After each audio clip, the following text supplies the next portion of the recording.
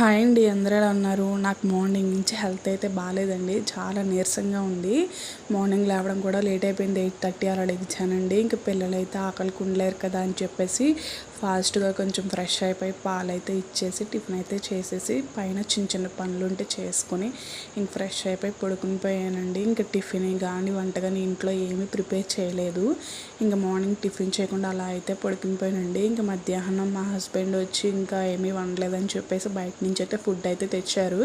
నేను బయట ఫుడ్ ఎక్కువ తినాలనిపించదండి నాకు, అందుకని చెప్పేసి ఇంకా మధ్యాహ్నం ఏదోలా తినేసి ఇంకా సాయంత్రం పిల్లలకి 5:30కి ఫుడ్ ప్రిపేర్ చేసేసి మాకైతే 7కి వండుతాను డైలీ.